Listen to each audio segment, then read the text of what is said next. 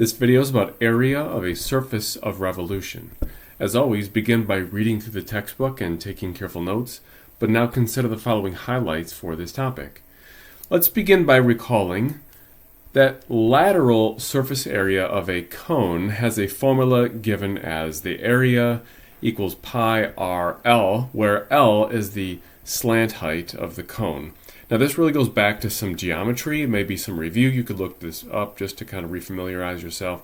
A cone is an object which would have a circular base and then slanted walls that kind of meet up in a point above the center of this base. And so you would say the lateral walls kind of wrap around the cone, if you could think of it that way. That's just some basic geometry that we're going to need for this topic. So we're just kind of putting that in here. But now we're going to talk about the area of what's called a frustum. That's F-R-U-S-T-U-M, pronounced frustum, also sometimes known as a band. And that area is as follows. Now it's going to be equal to 2 pi r L, which is similar to the lateral surface area of a cone that we mentioned here previously. But what is a frustum? Well, if you were to take a cone, which I have drawn to illustrate the basic lateral surface area formula, if you were to take a cone like that and slice it parallel to the base, so just kind of maybe cutting it somewhere above the base, but parallel to that base in the same plane that would be, then you would be creating, well, I guess two things. A smaller cone as the top piece that gets cut off, but then below it you'd be also getting this object, which is what is known as this frustum. So it's kind of like you had a cone, but you cut off the top of it and you're left with just this kind of lampshade looking object. So it doesn't come to a complete point, but it has the otherwise shape of a cone. Now, we can orient these frustums in two different ways. You could have one oriented horizontally, where perhaps the base is a circle in a horizontally oriented plane.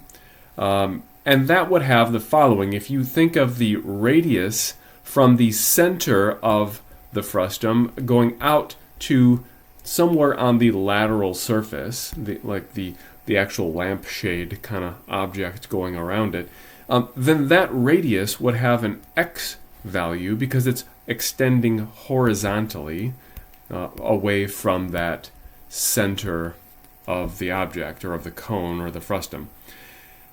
Or you could orient a frustum vertically.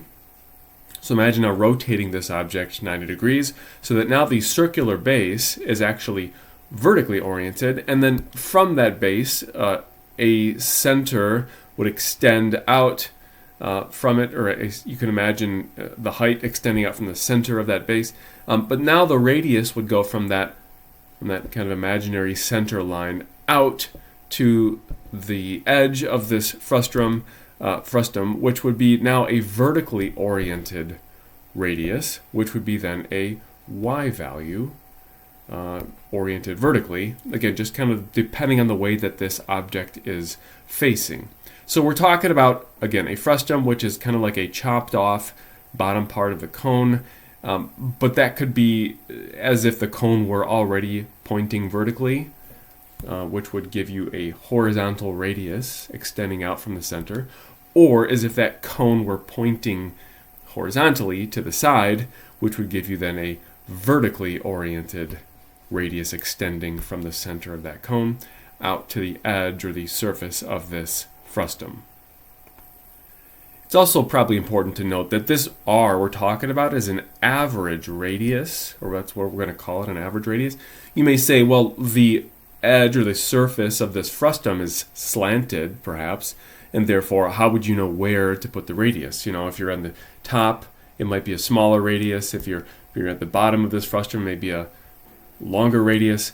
So we're going to just suppose that R is this average radius, which will extend, somewhere right into the middle. And that's part of the formula for this. This 2 pi RL which is the surface area of this frustum, that is usually demonstrated or kind of worked out in a textbook, just showing some of the basic geometry or algebra that would produce that formula. We're going to take that formula and run with it, as we will see here soon, but that's just kind of the basics of the construct we're using here and the geometry of it.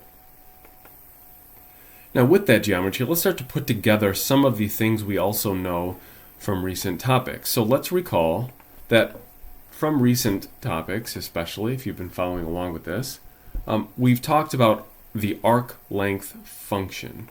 Now this arc length function is related to what we've also used as a definite integral to measure arc length, and then we eventually had a function to represent it, which finds the arc length from a to x. So let me review this. We called this function s of x, and then we said it was the definite integral from a to x of the square root of 1 plus f prime of t squared dt. And we talked about t being this dummy variable that just kind of holds this integral together for us, and you can review that topic as needed. But let's put some more together with this now. So by the fundamental theorem of calculus, or at least part of it, there are usually two parts. Again, you can go back and review this in a textbook, but one of those parts would say that you can take the derivative of such a function.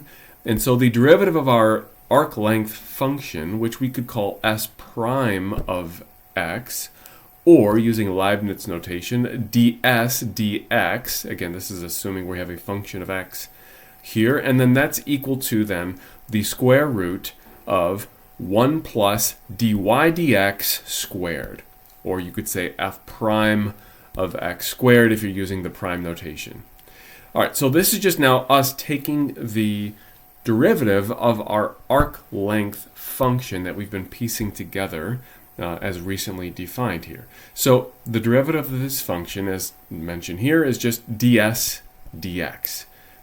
ds over dx in Leibniz notation. Now, why am I pointing that notation out in particular? Because its usefulness comes in handy here. If we multiply by dx on both sides of such an equation, then we end up with ds by itself, which was again the numerator of this ds dx derivative notation. But then you multiply by dx on both sides and end up with a dx on the opposite side. So now we could say this: ds equals the square root of 1 plus dy dx squared dx.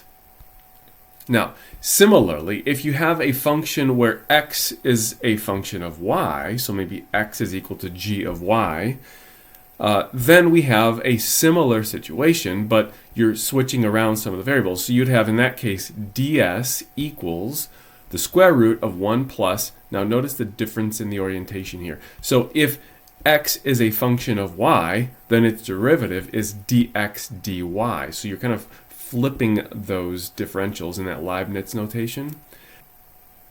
I think it's helpful to recognize some of these locations of variables here that we'll be using either direction. X could be a function of y, or y could be a function of x. So let me just go back and look at this. If you take the first case where y is a function of x, we had ds equal to the square root of 1 plus dy dx. So notice this is typical or familiar to us. If y is a function of x, then your denominator in your Leibniz notation has that independent variable x.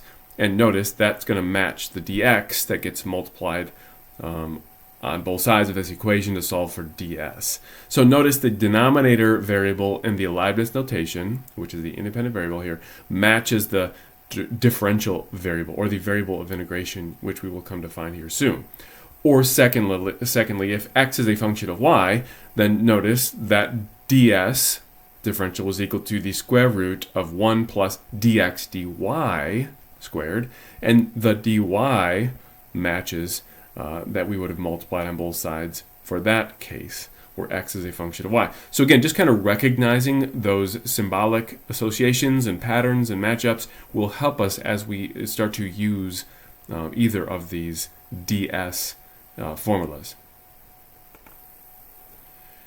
So what, right? So now, after kind of establishing all of those things that we've now put together, both the geometry and then the calculus review there, we can approximate, what's the point, right? We're going to put this all together now, so we can approximate an area of a surface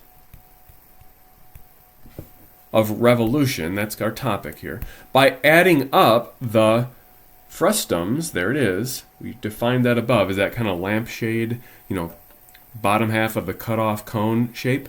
We're going to approximate the area of a surface of revolution by adding up these frustums that would form the surface with enough small slices computed by a definite integral. So this will all kind of look and sound familiar. We're used to doing this. We're just adding up small portions, which is represented by a definite integral.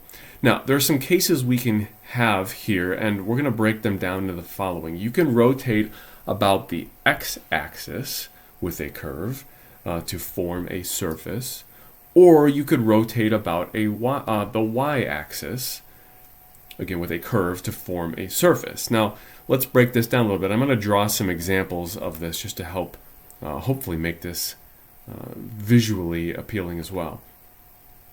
For example, let's suppose we have an object or a curve, and this curve is, let's just say, I'm just going to draw in the case where it's in the fourth quadrant, so bottom right corner of our graph, and this curve just kind of goes slightly horizontally and then bends downward to the right. But we're going to cut it off starting at A on the left side and then B on the right side. So A and B would be, you could say, x values. They're values on the x-axis. And so between A and B on the positive x-axis, we have this curve that if we were to rotate about or around the x-axis, it would form this three-dimensional object. Now, there's really no good name for this kind of object if you can visualize it, but it kind of looks like maybe you could say like a water glass or something that has kind of like a flange to it that kind of bows out. The way I've drawn this one, again with that curve bending downward to the right, if you rotate that around, it has kind of just like this kind of flange or opening up to the right side here. But the point is this, that three-dimensional object has a surface area, and if we were to create or construct a bunch of these frustums that would be kind of matching up to that surface, which I will then, of course, pull out here to draw separately, a frustum of this sort would be oriented, you could say, vertically, where the radius of it would be extending from the center of the frustum, which would be the x-axis, up vertically to the edge of this object that's created when rotating this curve.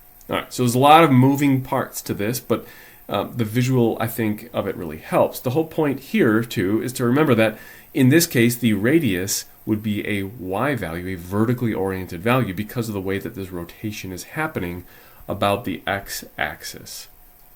All right, well then let's also consider, what about rotating about the y-axis? So I have another example drawn for this. I'll get back to these formulas for this in a second that I have listed above them, but the visual, I think, helps to start with. So in this case, let's say we have an object, and this is going to be starting with a curve. Now, this curve that I have drawn, you could say it almost looks like a portion of a parabola that's kind of extending in the positive and negative quadrants 1 and 4. So I have this drawn where there's a curve extending somewhere in bottom right to the bottom or the top right, so quadrant 4 up through quadrant 1. And I have it kind of increasing to the right. If you were to take that curve and rotate it about the y-axis, in this case, then when you do, you would get this three-dimensional object that looks almost kind of like a bowl or a cup of some sort, right? The way I've drawn this. Now, of course, you would start that from some lower value that I have marked as C, and then that's some value on the y-axis. If you go upward then to where maybe where we stop this, you have some y value D that I've put in the positive region there. And then if you were to take the portion of this curve that would form a frustum, okay, so that's just a portion of this three-dimensional surface that would be formed when revolving around the y-axis here. And again, I'll pull this frustum out and redraw it kind of on its own just to get a good look at it. If you were to do that, then this frustum would be horizontally oriented, where the radius from the center of this object, which would be the y-axis, would extend out to the edge of this frustum. Now remember, these are an average radius, was what we're calling them, because it's just kind of somewhere in the middle of this three-dimensional object, which has a different radius depending on where you are with it. Okay, so that's the setup three-dimensionally, or you could say geometrically, of what's going on. I think it helps to try to visualize this so that the formulas make some sense. Now, speaking of formula, let's go back and check on these. So what we have here is the following. When rotating about the x-axis, so that's again one of our distinctions here, we have to know which axis we're rotating about, then the formula for the surface area of this object is going to be given as S equals, it's going to turn out to be a definite integral of 2 pi y ds. Now, what in the world is all that? Well, this is, if you look carefully, 2 pi y, this is like the 2 pi r, and then L is the ds part. So we have L as ds. Remember, that's the lateral surface area, and that's defined by our ds formulas that we just put above. Remember, it depends on whether y is a function of x or x is a function of y, which we'll get to soon with some examples. But when I say ds in this formula for the surface area of this rotated curve, we're talking about these ds's that we just defined previously. Okay, so that's going to be part of now. Which one? We'll get to that soon. But 2 pi r L is really what is being added up. Remember, 2 pi r L is the surface area of one such frustum. So we're basically just going to add up the surface areas of these frustums, but then of course over the entire span of the object, which is what the definite integral will do for us. All right, so now in the case of the x-axis, of course, we've already kind of visually drawn that. The nice thing about these formulas is that they're basically the same with one exception. So if you're rotating about the x-axis, then remember we said that the radius would be vertically oriented. In other words, your radius is a y value. Well, that's why your radius is going to, in that formula, appear as a y value. Now, whether x is a function of y or y is a function of x matters. We'll get to that in the examples here shortly.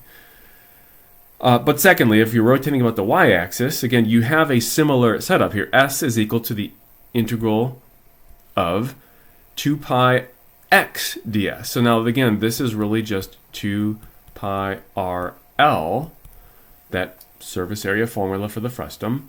But this time, the radius is an x value because of the way that your radius is extending from the center. The center, of course, if you're rotating about the y-axis is the center. So therefore, the radius would be an x direction extending horizontally. All right, so hopefully all that geometry is making sense visually, and then by extension, then these formulas will make some sense and not be so intimidating. Now, as mentioned here, we have a couple options for ds. Notice both of these formulas use ds at the end of them. It's 2 pi y ds or 2 pi x ds. What is ds? Well, we just defined them above. So we're going to use whichever ds option above on the previous page there matches the variable of integration. And that's kind of what I just mentioned here. And we'll see this in the examples. It really doesn't turn out to be too complicated, but we have two options to use. We just have to make sure we're using the correct one depending on that variable of integration. And some examples here I think will make that hopefully clear. All right, let's jump in with an example. This one says that the curve x equals natural log of 2y plus 1. That is, 2y plus 1 is in parentheses as the input of the natural log, for y between 0 and 1 inclusively. So 0 is less than or equal to y, which is less than or equal to 1. So that curve is rotated about the x-axis, right? Remember, this is one of our main distinctions that we have to understand with what we have drawn above in our formulas. So set up, but do not evaluate, an integral for the area of the resulting surface by integrating a with respect to x and b with respect to y. So there are two parts, you could say, we're making out of this problem. Now, part A says with respect to x, that would be like where you have y equal to some form of x. That's what it means for y to be a function of x. Y is by itself equal to some kind of x's, right? Or B, with respect to y, this would be the reverse. This would be where x is equal to some form of y's, where x is by itself.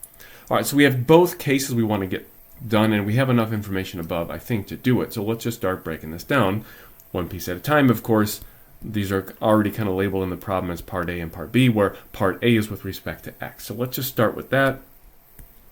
For part A with respect to x, this is where we want y equal to some form of x's. Well, notice the function isn't really given in that way. It's actually given in the reverse, where x is by itself in terms of y. So that's fine. We can do a little bit of algebra to construct what we need here. If I rewrite our function x equals the natural log of 2y plus 1, and I want to solve this for y, so I have y as a function of x, we could do so by just exponentiating both sides. If I raise both sides to be the power of e, then I would have e to the x equals, well, e to the ln will cancel, giving us just then 2y plus 1. Of course, if you subtract 1 from both sides and divide by 2, we're going to end up with y equals e to the x minus 1 all over 2, or you could say 1/2 e to the x minus 1/2. It's just a simple way to write it. But now notice we have y as a function of x, which is what this first part is directing us to do. Now, anticipating we're going to use these formulas defined above, notice we have to come up with, eventually, if you go back to where ds is defined, way back here, we said ds is equal to a couple options depending on which variable we're using. Obviously, we're using a y as a function of x, so we'll be getting to that shortly. But notice in either case, you have to have the derivative. So in our case, where y is a function of x, we need dy dx in order to be plugging in that ds part of our formula. So let's actually find that. We'll say here dy dx, the derivative of y with respect to x. Of course, we already have y written as a function of x, so we just want the derivative of this, the value we just got, which is the 1/2 e to the x minus 1/2. Right? Well, with respect to x, then our derivative would end up being, well, 1/2 e to the x, and then you could say minus 0 or plus 0, which we'll just leave off, and say that dy dx equals just 1/2 e to the x. Now, if that's the case, then we need to find, remember, ds. So let's put this in here. I'm going to use a cursive s because my s's sometimes look like 5s. So we'll just say this way, ds, and this is coming directly from our formula above, is going to be the square root of 1 plus, now the formula says dy dx squared,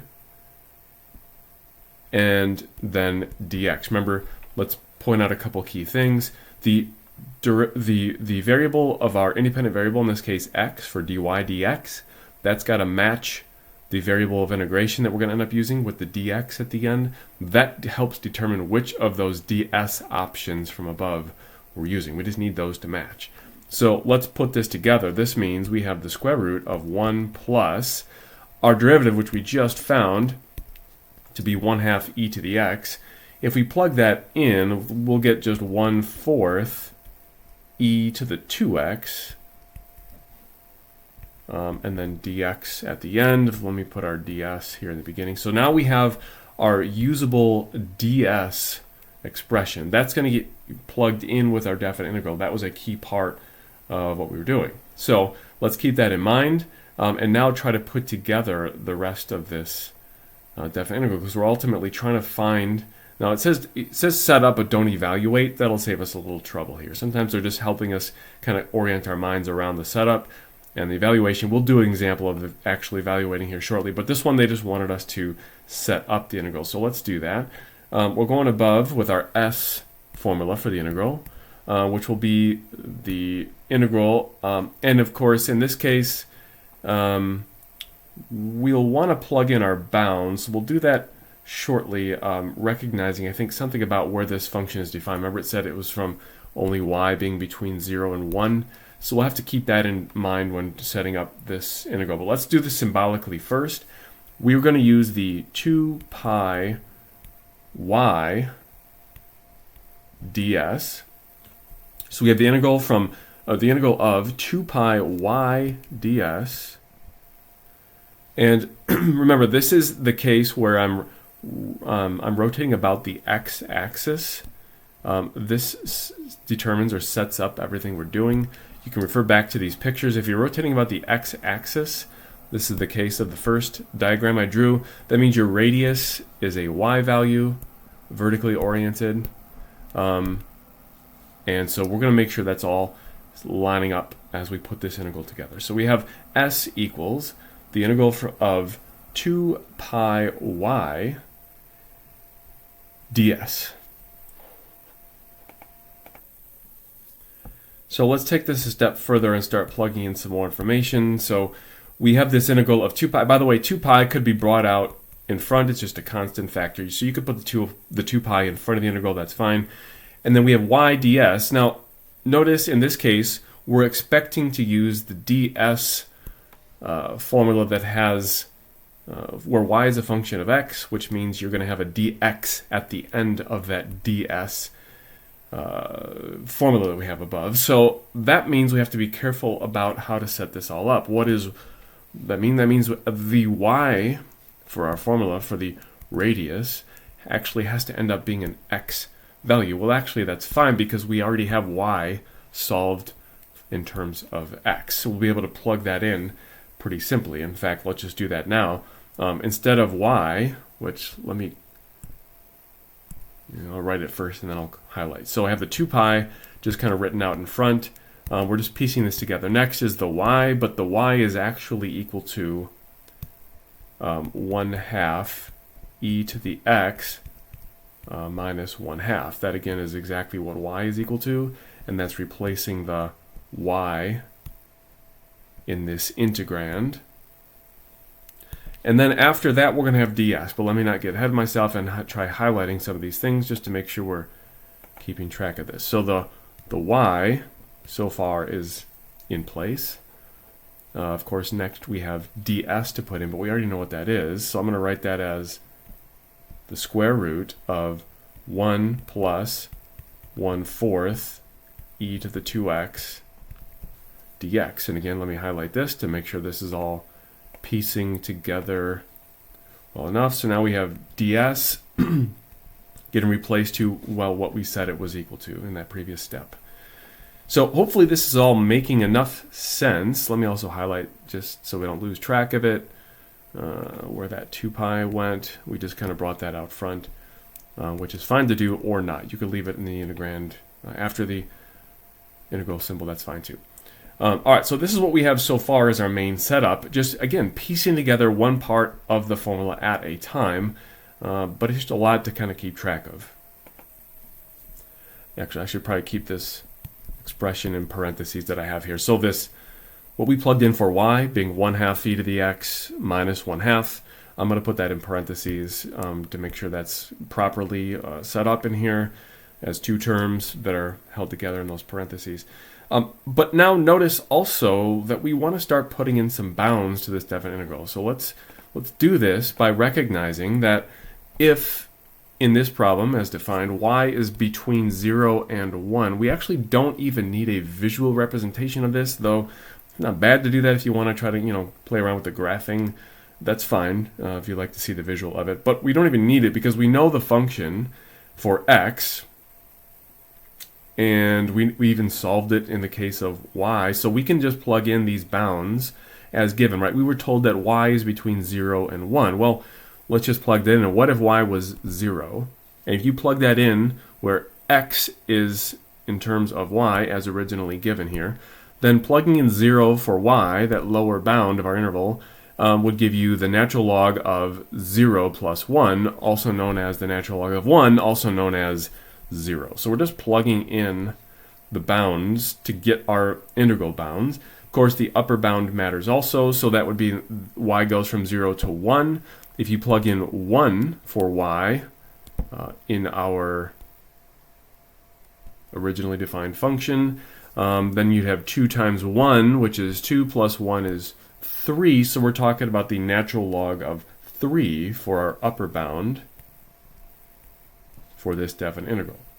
All right, so it looks a little bit messy here, but the whole point was to set this up and actually not even evaluate it, which means we're actually done, because that's all they were asking for here.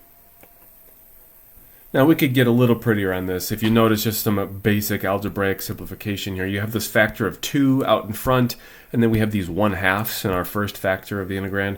So of course those would cancel, giving you then maybe a simpler way to write this. Let's write this as the integral from 0 to the natural log of 3, as mentioned previously. That is our bounds, times, the pi will still be there. I'm just going to put that inside after the integral symbol. So we have pi, or you could leave it out in front of it, that's fine too, of, then you'd have really just e to the x minus 1, because those 1/2 were canceled by the 2 factor out front, as mentioned. So we have the integral from 0 to the natural log of 3 of pi times the quantity in parentheses e to the x minus 1. And then after that, we have the square root of 1 plus 1/4 e to the 2x, and then it's all dx. All right, so we're not even going to go through the actual integration of this one. We were just asked to set it up, and well, there it is.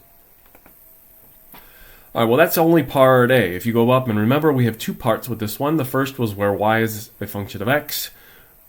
Took care of that. Now, part B is where, with respect to y, so where x is a function of y. Well, actually, thankfully, that's the way this function was given originally. We had to do a little bit of algebraic gymnastics to get y as a function of x there in part A, but in part B, it's already kind of set up for us. So let's resume with this. I'll just kind of mark this here as step or part B. In this case, we already know that x, as originally given, is equal to the natural log of 2y plus 1. And in this case, of course, we're going to want to find dx dy. So it's already solved for x.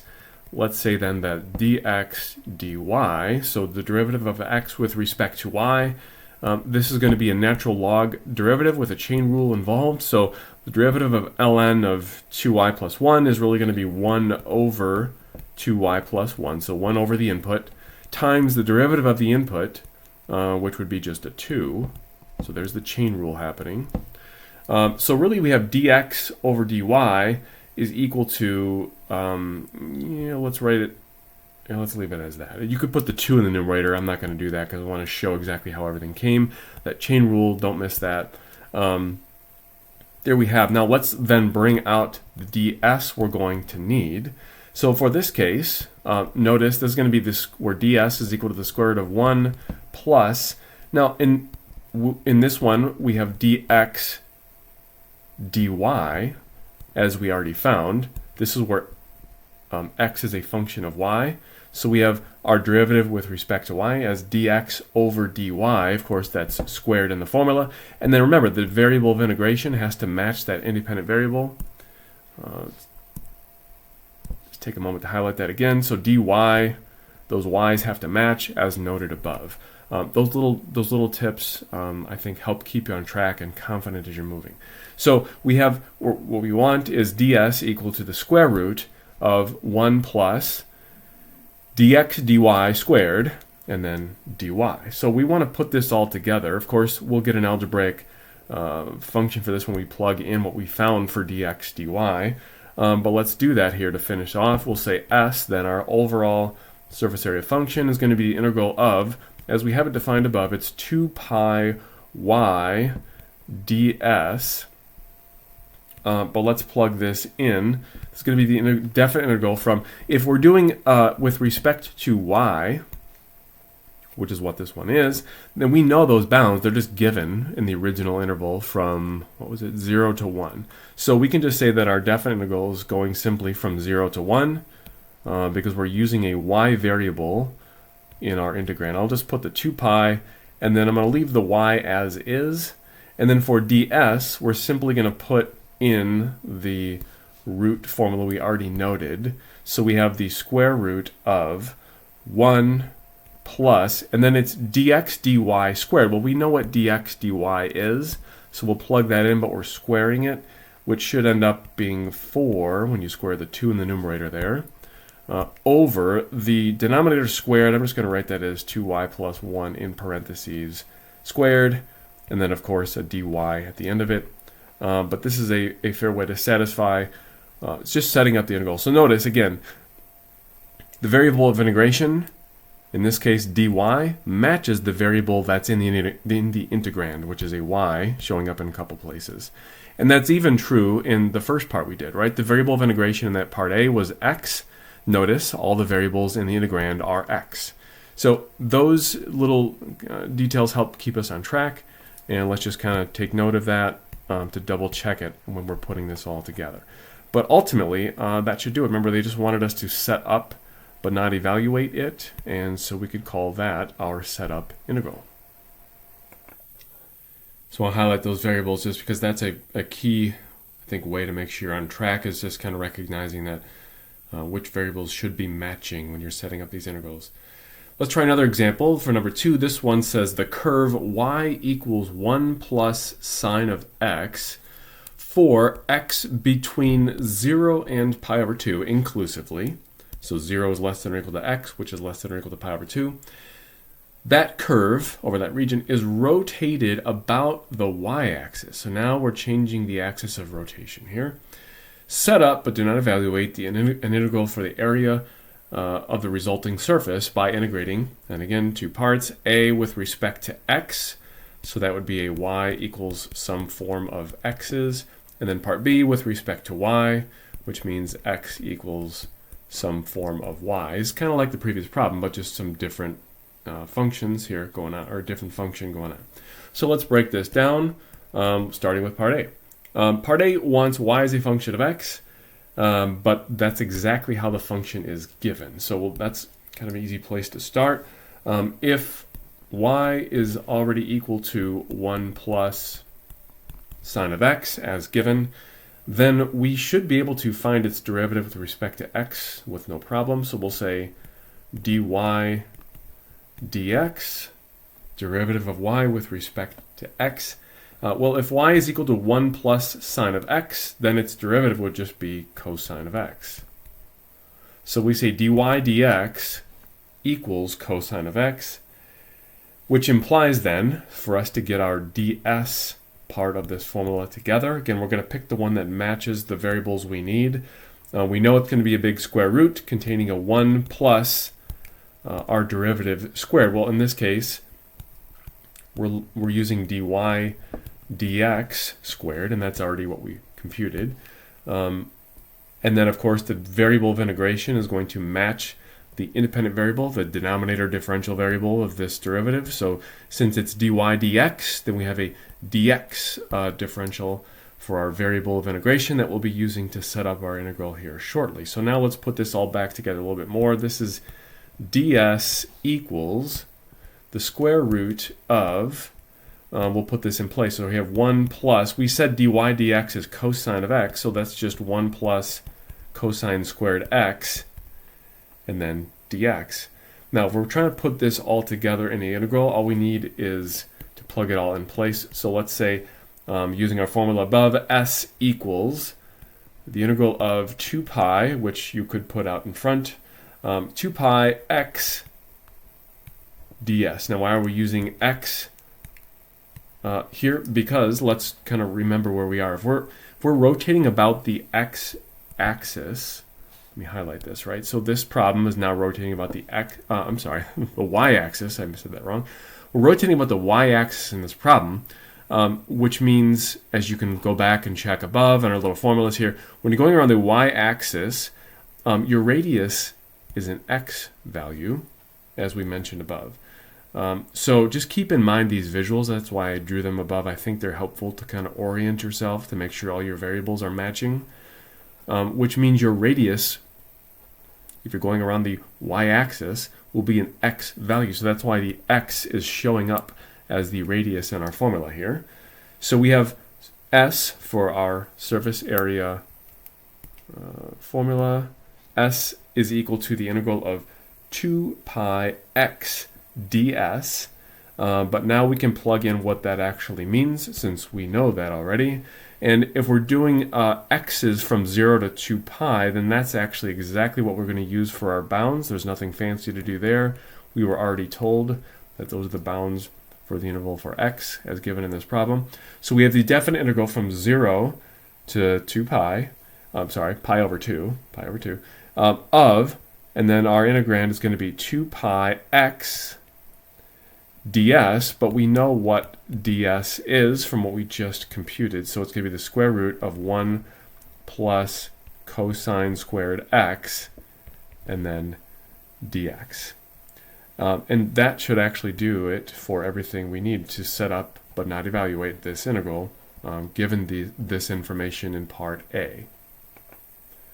Again, just take note here, the variable of integration is x, and that matches all of the variables within our integrand for this part, again, since y is a function of x.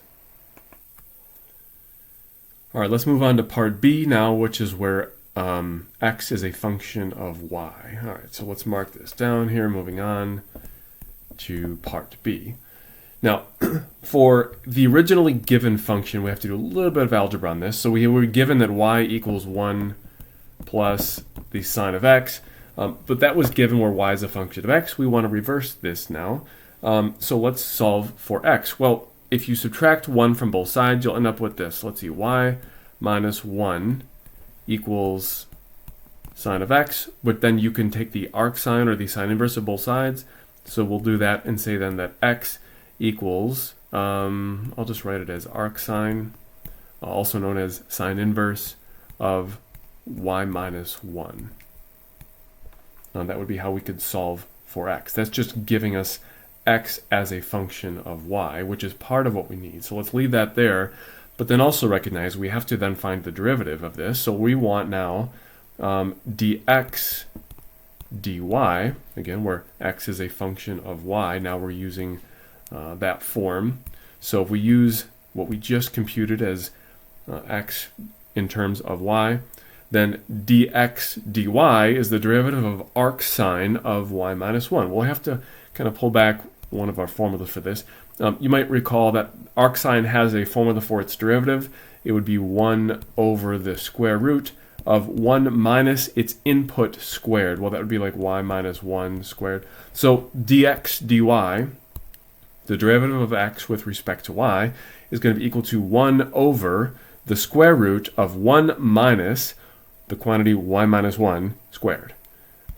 Then, of course, that's part of what we need for our full ds formula. So let's now start writing that part out. We'll say ds equals, and then getting into our formula for ds, we're just using what we have above. It's going to be 1 plus our derivative squared. Well, in this case, the derivative is dx dy. We want that squared. And then, of course, we have to use the variable of integration that will match our independent variable. So the dy is at the end, matching the dy in the denominator of our differentials here for the Leibniz notation derivative. And let's now plug in what we had, or what we computed for dx dy. Algebraically, it's a little messy, but it's not too terrible. So let's say here, ds is equal to the square root of 1 plus what we had for our derivative squared, which was this 1 over the square root of 1 minus the quantity y minus 1 squared. It's kind of a mess, but let's put this in here. So we have our ds equal to 1 plus a fraction, which is 1 over. If you're squaring the derivative, notice it already had a square root in it, which would then just cancel out, giving you 1 minus the quantity y minus 1 in parentheses squared as your denominator. So we have ds equal to the square root of 1 plus a second term, which is a fraction, being 1 over 1 minus the quantity y minus 1 all squared. And then, as mentioned already, this is a dy, making sure all those variables match. Now, we got to put this together in an integral, and we were given a specific boundary for this function in the original problem. Remember, it said that x is going from 0 to pi over 2. But notice now we're having this is a dy, so the variable of integration is a y, which means we have to convert those x bounds to y. All right, so let's put this back all together here as a final integral. We're just trying to set up, but not necessarily evaluate the integral for this surface area, which we'll call S.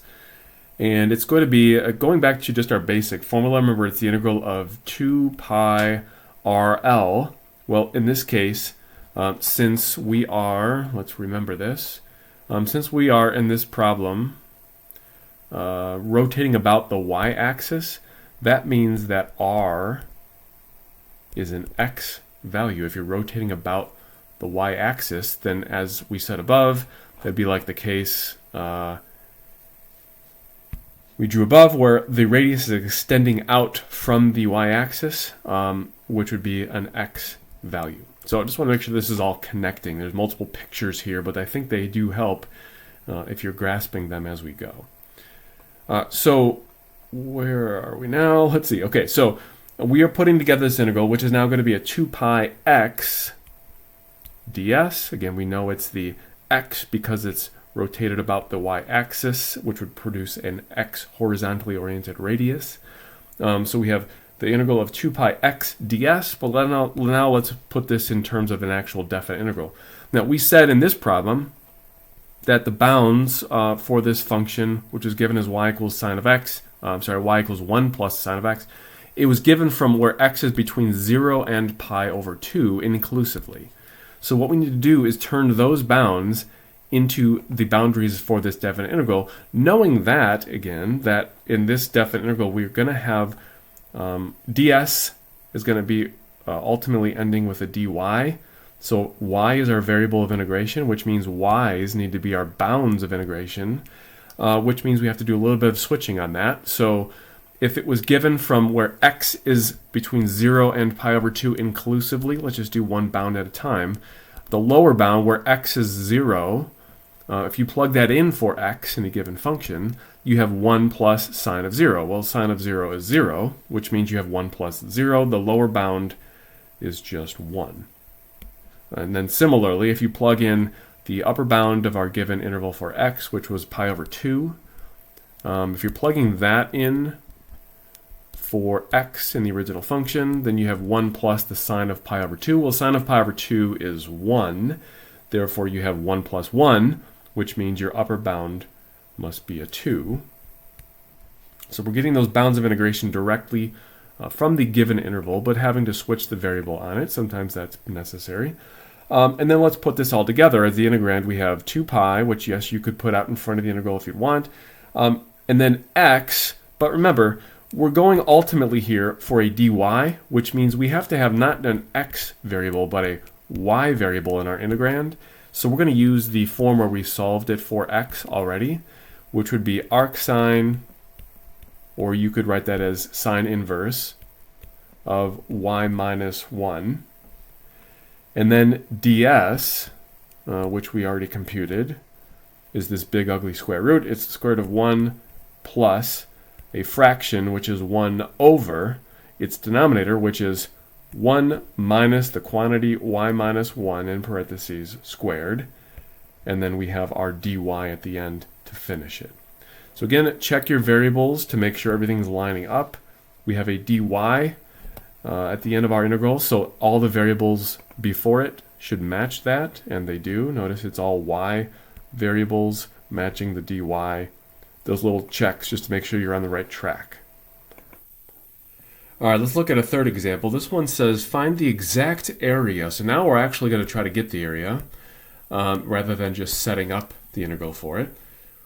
So find the exact area of the surface obtained by rotating the curve y squared equals x plus 1 from x between 0 and 3 inclusively about the y-axis. About the x-axis. I misread that one there. So we have this y squared equals x plus 1 as our given curve formula or function, and then we have x between 0 and 3 inclusively, so 0 is less or equal to x, less than or equal to 3.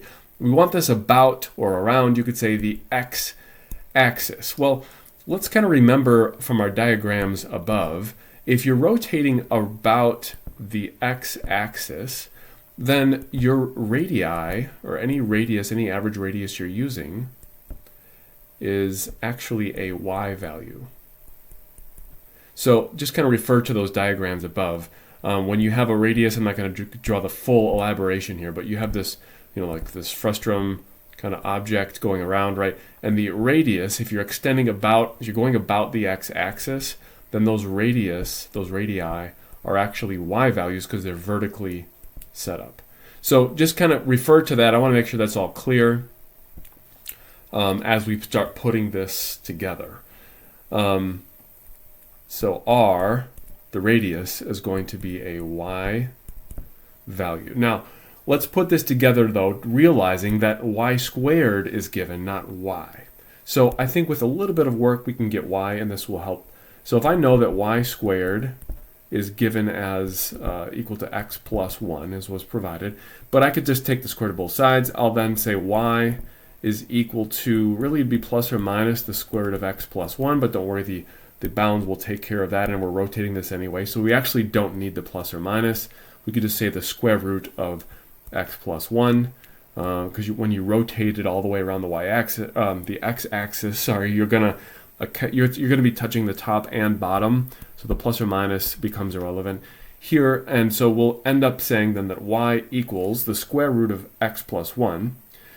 Now, we do care about those bounds for where x is between 0 and 3 inclusively, so we'll keep that in mind. But let's proceed by also recognizing that we're going to need a derivative here. And since y is given in terms of x for this one, or now that it is, when we solve for y, we can say that dy dx, that is the derivative of y with respect to x, it's the derivative of the square root of x plus 1. Now this is just going to go back into some derivative rules. This should turn out to be 1 over 2 times the square root of x plus 1. Again, double check your derivative work on that. So dy dx should be equal to 1 over the quantity 2 times the square root of x plus 1. So with that being the case, we can put this together. We'll say that S, our surface area integral, notice this is a case where if we have y in terms of x, then we're going to use x as our, actually, let me back up. Let's get our ds in place here first. So ds is going to be the square root of 1 plus dy dx squared. And then remember, the variable of integration always matches that denominator variable. So in this case, it's going to be a dx. This step is good to put, just kind of locks together all of our variables. Of course, we know what dy dx is, so let's put this all together. We know that ds is equal to the square root of 1 plus the result we had for dy dx squared. So that would be then 1 over 4 times x plus 1 in parentheses. And this is all dx. Okay, so again, to reiterate, ds is equal to the square root of 1 plus the fraction whose numerator is 1 and whose denominator is 4 times the quantity x plus 1 in parentheses. That came all from just squaring dy dx algebraically.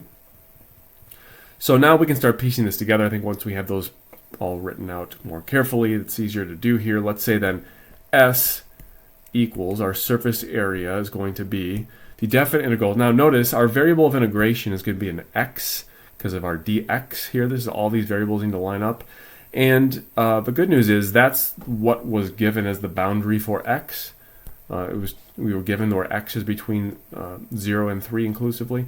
So we can just use those bounds for the bounds of the integral. So we're going to the definite integral from 0 to 3 of, here we go, 2 pi r. But remember, our r is actually a y value because of the way this is oriented. If it's about the x-axis, our radius is a y value. So I'm just going to put y in for our radius. So it's 2 pi r, or in other words, 2 pi y, and then ds, well, we just computed ds to be the square root of 1 plus, and then we have 1 over, you could distribute the 4 here to get 4x plus 4, if you'd like to simplify a little bit, and then that's all dx at the end. Now notice we have a bit of a mismatch we have to fix here.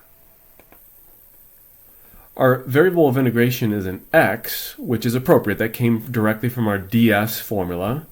And we need that variable to, remember, the dx at the end has to match the dx in the denominator of our derivative for the Leibniz notation so that all our variables are lining up correctly. The problem is, though, at this point we're setting up our surface area integral and we have a dx, but we have a y in the integrand. And that's not going to work. So we have to just convert that. We already know what y is in terms of x. We solved that earlier. Y is equal to the square root of x plus 1. So we can simply replace that to make this all work better. This is now going to be the integral from 0 to 3 of, again, the 2 pi. Actually, I'm going to bring that 2 pi out front just to leave a little bit of space. And then instead of y, I'm going to write the square root of, what did we say it was? X plus 1 times the square root of 1 plus 1 over 4x plus 4. And this is all dx. So again, let me highlight just to make sure things are tracking here. Now we've replaced y with what it equals, which is the square root of x plus 1. But now at least all the variables match, right? The variable of integration is an x, and that's now the variable in our integrand, which means we are set to go. Let's do a little bit of algebraic simplification here, though I'm not going to go through every detail here. So let's rewrite this again here as 2 pi times the integral from 0 to 3 of, if you think back through some algebra, you're just multiplying two square roots together here, which means you could multiply what's under them together and then put it under one big square root. Well, what was under them was an x plus 1 in the first root. And then in the second root, we had 1 plus 1 over 4x plus 4. So you can put those each in their own set of parentheses as now being multiplied together under one big square root. Of course, this is all still dx. Now, the algebra, to do that detail, I'm going to leave out of this view just for the sake of time, but you could just do some basic algebraic foiling there, not too complicated. And the result should end up being, let's see, we have 2 pi out in front. We're doing the indefinite integral from 0 to 3. And then underneath the square root, after multiplying all of that together, it should end up being something like x plus, let's see, I think x plus 5/4. Again, I'm just going to skip some of the details on that just for the sake of time. And then we have dx. All right, so this is where we are. All we have to do is evaluate this integral. Well, this is actually a doable integral. A basic substitution could handle this one. If we let u equal x plus 5/4, what resulted underneath the square root. And this is just a basic u sub. We would say then that du is equal to dx, and then go back here and replace this and say this is now equal to 2 pi times the definite integral of, now I have to change the bounds because of our substitution. So let's be careful to do that. If we're now letting u equal x plus 5/4, we have to plug the old bounds in there. So 0 plus 5/4, of course, would be 5/4 for the new lower bound. The upper bound was 3. We'll plug that in as well. That would be, let's see, 3 plus 5/4, also known as 12/4 plus 5/4, which would be 17/4 for our upper bound. So we have the integral here. We have 2 pi times the definite integral from 5/4 to 17/4 of the square root of u, which we now just used as our substitution variable. dx, of course, this is just u to the 1/2. So this turns out to be a nice antiderivative. We have then 2 pi times the antiderivative, which would be, let's see, this is going to turn out to be 2/3 times u to the 3/2. This is just increasing the power of u by 1 and dividing by the new power. Of course, it was u to the 1/2 since it was the square root of u. So we have 2 pi times the antiderivative here, which is 2/3 u to the 3/2. But we want that evaluated from 5/4, the lower bound, to 17/4, the upper bound, which, again, sparing some of the detail with the arithmetic, you're just going to plug in and figure this out, it should end up being, I believe, pi over 6 times the quantity in parentheses 17 square root of 17 minus 5 square root of 5. And again, some of the algebra to go from one to the other, where it's actually just arithmetic. You're using the fundamental theorem of calculus to plug in upper bound minus, plug in the lower bound to simplify, factor out the pi over 6, and that result should be where we end up. All right, one more example. Here, number 4 says this: the curve y equals 1/3 x to the 3/2 power from x between 0 and 12 inclusively. That is rotated about the y-axis. All right, so again, we care about which axis we're going around because that's going to determine a lot of our variable work. And let's just kind of remember, if you go look way up above, I'll just kind of redraw a quick sketch here. If you're looking at a basic recall, if you're going around the y-axis, then your radii of all these little frustrums, these radii are going to be extending out from the y-axis, which means those radii are going to be x values, given the orientation there. We want to make sure all these variables line up. I think it's good just to kind of sketch that down real quick if you need to, just to make sure that's clear and confident. So what that means is, if you go all the way back up to where we originally drew, I'm just going to refer to this because you might want to keep doing this until it becomes smooth and easy. If you're going around the y-axis, we already had a diagram drawn about that. We're going to use this formula for our surface area. So it's going to be 2 pi x ds, where x is our radius, as we just mentioned. So let's put this all together, and then that will motivate what we want to find here. So we know we're going to do something eventually where we have s equals 2 pi x ds, which is, again, just coming directly above from our formula. Then we're motivated to use the version of ds that has a dx at the end of it. Why? Because there's an x variable in this if we're rotating about the y-axis. So all these things just need to line up. Again, it takes a little practice and repetition, but eventually you can, I think, become confident with those. And I'm just kind of pointing out the things you want to be noticing and kind of checking or practicing as you go. So let's do this here.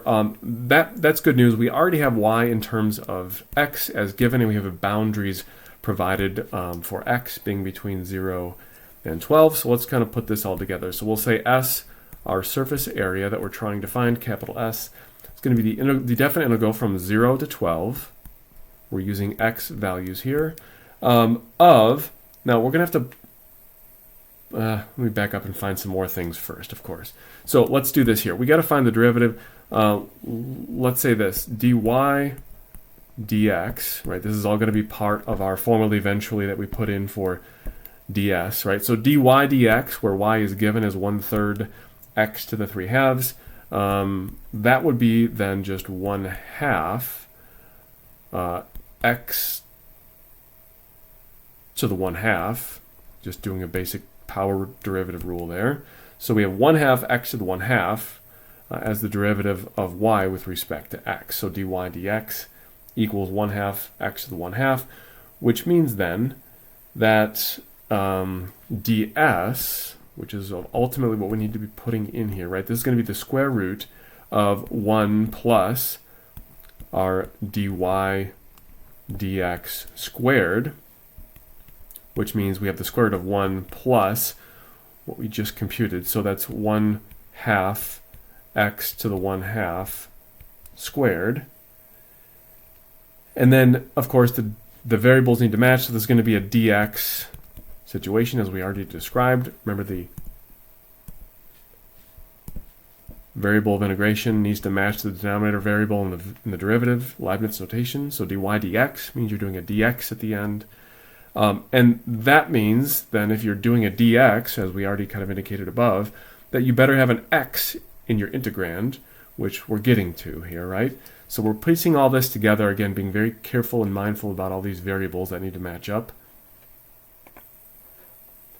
So now let's start putting this together. Okay, so we basically found our ds already, but now we want our definite integral. So we'll say S equals the integral from, now remember, this is all going to be in terms of x, our variable of integration, which means we want to use x bounds, which is what was given, right? X is between 0 and 12. So we're going to do the definite integral from 0 to 12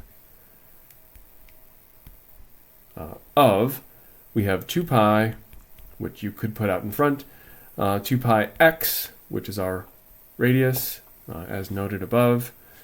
We have an x value.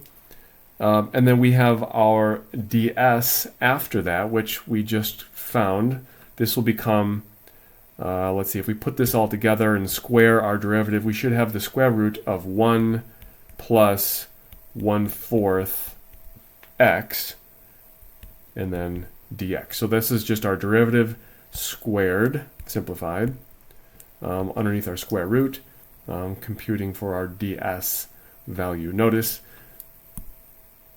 again, I'll point it out, we have x as our variable of integration, and we have only x's in our integrand. So that's good news. Those things do need to match up. Let's do a little bit of algebraic manipulation in this one, just to get it looking a little more friendly to integration here. So let's do this. I'm going to rewrite this as, I'm going to put the 2 pi out in front of our definite integral, which is going from 0 to 12. And then it had the x, which I'm going to leave. But then underneath the square root that followed it was 1 plus 1/4 x. I think it's better just to factor out a 4 there to make this really just a 1/2 times the square root of 4 plus x, and then dx. So think algebraically on that one. It's just it's a bit of a simpler way to put it. If you factor out a 1/4 from what you had underneath the square root, of course the 1/4, when you take the square root of it, becomes the 1/2. Which turns as just a factor now in front of our square root. And this is looking a little bit better and easier to use algebraically for this antiderivative we're going for. In fact, a couple things. Notice the 2 and the 1/2 that we have will just cancel.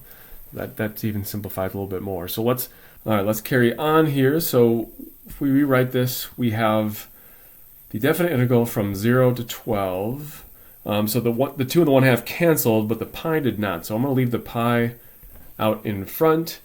And then we have in the integrand really here just x times, it was the square root of 4 plus x. I'm going to put that in parentheses as x plus 4 to the 1/2. And then this is all still dx.